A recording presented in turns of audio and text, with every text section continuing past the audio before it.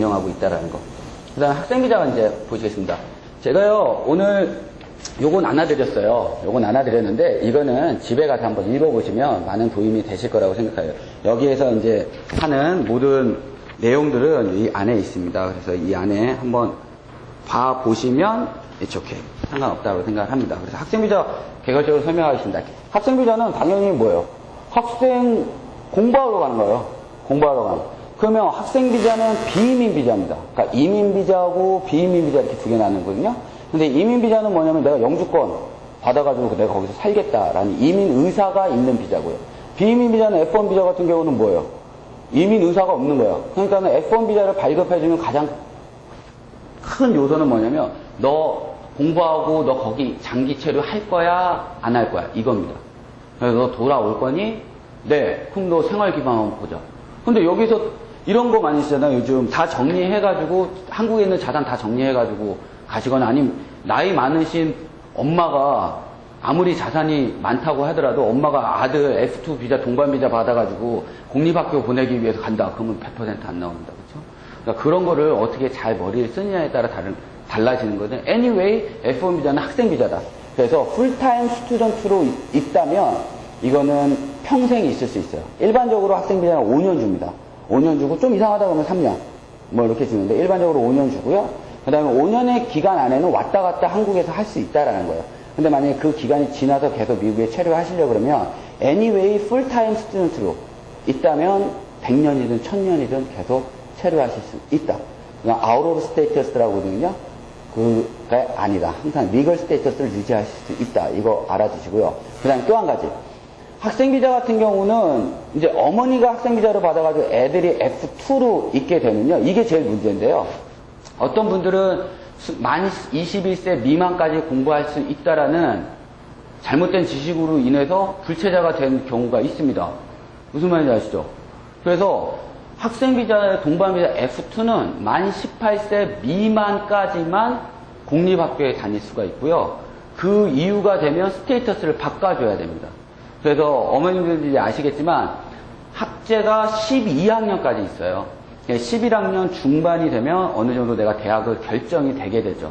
결정이 되고 나서 6개월 전부터 아이들의 스테이터스를 영주권이든 F1이든 혼자 생활할 수 있도록 동반 비자가 아닌 비자로 바꿔주셔야 됩니다. 이거 모르셔가지고 불법 체류하시는 분들 많아요. 그것도 더 가슴 아픈 건 뭐냐면 부모가 같이 불법 체류하면 이렇게 상관없는데 애들만 불법 체류가 된 거예요.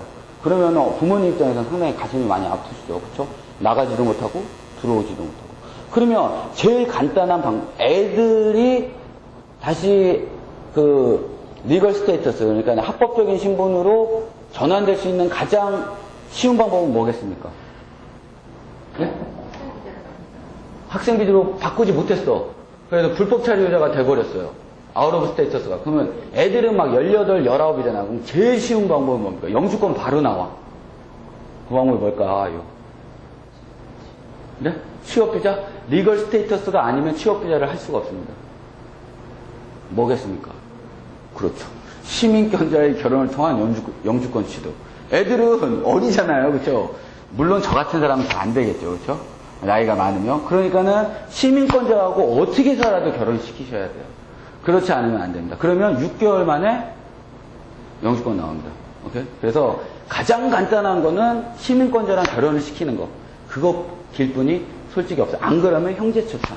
뭐 이런 거가 있긴 한데, anyway, 제일 쉬운 거는 그거다. 그다음 발급 절차는 뭐 마찬가지겠죠. 자격 요건은 그래요. 자격 요건은 학생, 공부하려는 사람. 그 다음에 일반적으로 파이낸셜 스테이트먼트라고 해서 재정 서류는 리퀘어먼트 하지 않는다라고 얘기를 해요. 미국 대사관에서. 하지만 그걸 봅니다. 그렇죠. 아니 그러면 두 가지예요. 학생 비자를 발급시켜주는 거는 첫 번째는 돌아올 것인가. 이민의 의사가 없어야 돼. 장기 체류나. 그 다음에 두 번째는 뭐가 있어? 재정적인 게 되느냐. 그러면 그러니까는 불법 취업을 할 의사가 없느냐. 이 두 가지가 제일 중요한 거예요. 그렇죠? 왜? 비이민 비자는 취업을 할 수 없으니까. 그러면 불법 취업을 하지 않을 의사가 있느냐는 건 뭘로 판단하겠어요? 너 돈 집에서 대주니? 아니면 너 돈 많니? 이거지 않습니까? 그래서 그거를 증명을 해 주셔야 됩니다. 그래서 자격 요건은 뚜렷하게 없다. 내가 공부하는 의사만 있습니다. 발급 절차는 I-20는 일단 학교를 선정을 하셔야 됩니다. 맨 처음에. 그 다음에 지역. 근데 요즘은 캘리포니아 잘 안 가죠. 예. 그 다 이유가 있죠. 저는 캘리포니아에 처음 갔어요. 저 가문의 1호였거든요. 제가 미국 간 거. 근데 캘리포니아 왜 갔냐면 코리아타운 있다고 그래서. 왜냐면 아무도 없으니까요. 제가 맨 처음에 기거했던 데 하시엔더 하이츠라는 데거든요. 거기 잘 사는 데요. 로렌 하이츠 옆에 있는 건데. 거기 갔는데, anyway, 그래서 저는 미국 가면요. 매일 파티하는 줄 알았어요. 그리고 다 빌딩 있는 줄 알았고요. 근데 LA 공항 딱 내주니까 빌딩은 거녕 없는 거예요. 그래서 다 집이 낮아요.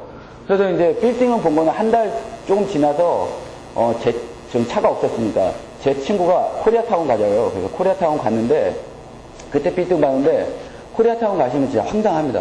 혹시 가보셨어요? 코리아타운? 가보셨죠? 꼭 우리나라 80년대 같지 않습니까? 전 백양메리아스라는 간판을 거기에서 전 처음 본 것 같아요. 그렇죠?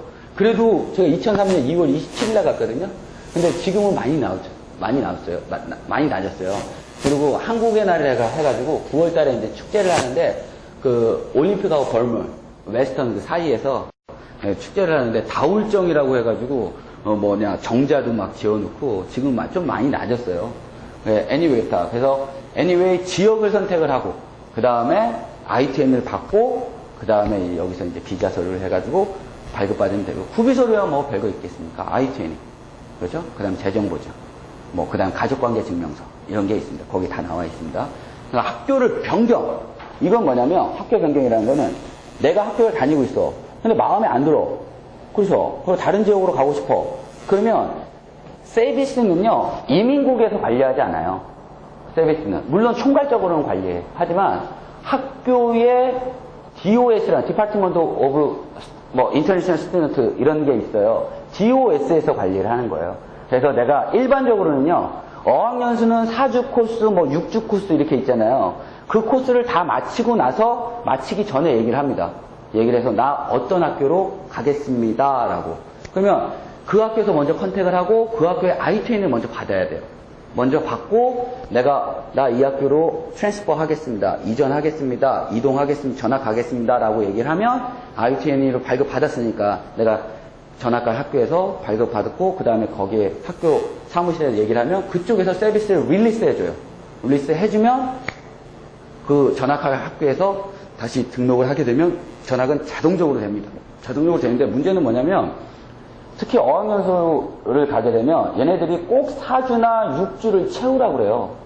근데 그런 규정은 없습니다. 무슨 말인지 아시죠? 왜? 돈 다 받아요. 돈 환불해 줘야 될 거 아닙니까? 그러면은 돈 아깝잖아. 그러니까 그렇다고요. 그러면 제가 이제 미국에 있었을 때는 규정 딱 해가지고 보내줍니다. 보내주면 얘네들도 그런 규정 처음 봤거든. 그렇죠? 그래서 제가 트랜스퍼 많이 시켜줬는데 anyway 그렇습니다. 그래서 학교 변경은 그런 식으로 해서 자유롭게 변경할 수 있다. 그 다음에 재학증 취업인데요. 재학증 취업이라는 거는 일단은 비이민 비자는 학생 비자는 취업을 할 수 없습니다. 단 교내에서 주에 한해서 20시간을 일할 수 있어요. 그러니까 20시간은 합법적으로 일할 수 있고 만약에 교외에서 일을 하게 될 경우에는 승인을 받아야 돼요. 그 다음 학교가 또 이민국에 신고를 하면 왜 네가 교외에서 취업을 해야 되느냐라는 사유를 리즈너블하게 합리적으로 얘기를 하면 교외에서도 20시간 할 수 있다. 체를 H4로 받습니다. 동반자 비자. 그래서 그렇게 해서 취업은 할 수가 없어요. 취업은 할 수가 없다. anyway F2랑 비슷하다. 그래서 H1B 비자는 이렇게 되니까 요거 잘 상기하셔야 됩니다. 그 다음에 우리 그러면 취업이민, 우리 가족이민, 종교이민, 투자이민 이건 다 포기를 하고 그 다음에 이제 취업이민은 1순위가 있습니다. 1순위, 2순위, EB1에는 employment basis예요. 그래서 1순위, 2순위, 3순위인데요. 제가 왜 이거를 말씀을 드리자면 우리가 조기 유학을 보내잖아요. 조기 유학을 보내게 되면은 애들이 한국에 잘 안 들어오려고 그래요. 그쵸? 왜냐면은 한 3년 보내고 나면 미국물 좀 먹게 되면요. 미국은 진짜 좋잖아요. 솔직히 애를 키워봐야지 미국이 정말 어떻게 좋은지 사회 시스템이 어떻게 좋은지 알 수 있다라고 얘기를 하거든요. 드넓은 그 풀밭에서 놀다가 우리나라 같이 딱 와가지고 잔디를 보호합시다. 잔디를 밟지 마세요. 이런 데다 살게 되면, 그리고 또 되게 힘들잖아요. 그쵸? 학제가. 그러면 적응을 잘 못합니다. 그리고 또 애들 사이에서 또 왕따가 되는 경우가 뭐냐면, 자꾸만 영어 쓰려고 그러잖아요. 그쵸? 애들이. 그러면 애들 사이에서, 너 미국 물 좀 먹고 왔구나. 해가지고 상당히 좀, 뭐랄까, 안 좋단 말이에요. 그래서, 왜 오셨죠? 지은 씨? 뭐 가지로? 자습하려? 네. 오늘은 지금 설명이 하니까 안 될 것 같아요. 네. 그래서 제가 보면은, 그래서 입이 그렇게 되는데, anyway, 조기 유학을 갔다가 오게 되면은, it's okay. 하지만 잘 안 옵니다. 그래서 미국에서 취업을 하게 되는데, 내가 하버드를 나왔다. 학사로. 내가 보스턴을 나왔다. 내가 스탠포드를 나왔다. 이렇게 하더라도, 학사를 나오고 취업을 하더라도 영주권 받기는 입이 뚫립니다. 에 해당돼가지고 학사학위 또는 이와 동등한 자격을 소지한 전문직 종사자잖아요. 그렇게 되면 영주권은 5년에서 8년 걸려요. 그렇죠? 그런데 하버드 나오면 결혼하기 쉽겠죠? 그러면 결혼해서 영주권 6개월 만에 받으면 됩니다. 그러니까 영주권 문제가 항상 걸리는 거예요. 그렇죠? 미국에 있게 되면요. 그러니까 학사를 나와도 그렇다. 그러니까 제가 이제 이민하고 같이 하는 이유가 뭐냐면 아무리 조기 유학 가면 한 달에 1년에 한 5천만 원에서 1억 정도는 깨지죠. 그렇죠? 근데 그거 계속 하면 힘드시잖아요. 그러니까 아예 여기서 영주권을 받아가시는 게 좋다. 왜? 영주권을 받게 되면요. 영주권을 받게 되면 어떻게 되냐면 영주권을 받게 되면 공립학교에 다닐 수가 있죠. 그 다음 영주권을 받고 나서 5년이 지나게 되면 시민권을 신청할 수 있는 자격이 되니까 그러면은 버지니아 같은 경우는 일반적으로 사립학교보다 SAT 점수가 높거든요. 그런 데 가셔가지고 공립학교 다니더라도 세이브되고 그 다음에 만약에 취업을 하게 된다면 영주권을 가지게 되면 어떻게 돼요? 더 내가 선택할 수 있는 폭이 넓어지겠죠. 안 그러면 스폰서를 찾아야 되잖아요. 그렇죠? 그러니까 anyway 3순위에 조기유학을 가서 하버드를 졸업하든 어떻게 학사를 졸업하게 되면 3순위에 해당한다. 그럼 2순위는 뭐냐? 이거는 과학예술 경영 분야의 특출한 능력을 가진 자. 이거는 NIW라고 해가지고 National Interest Waiver라고 하시는 분들이 있어요. 과학예술 경영 분야의 특출한 능력을 가진. 이건 고용주 없어도 상관없어요. 그리고 학사 플러스 5년 이상의 경험이 있는 사람. 내가 학사를 나왔어. 한국에서도. 그리고 같은 직종에 5년 있었어. 그러면 EB2로 해가지고 영주권을 받을 수 있다. 이 두 개는요, 항상 열려 있어요. 근데 여기는 프라이어 데이트가 돼야지 내가 집어넣을 수 있는 거예요. 근데 학사학위 이상 공부자가 하더라도 직업이 없거나 하면 안 되죠. 당연히 이건 다 스폰서 받아야 돼요. 취업 이민이라는 거예요. 근데 이건 스폰서 없어도 돼. NIW를 할 수 있기 때문에. 그리고 특수한 능력의 소유자. 이건 누구냐? 김연아 선수 같은 사람. 이런 사람들은 당장 줍니다. 그렇죠?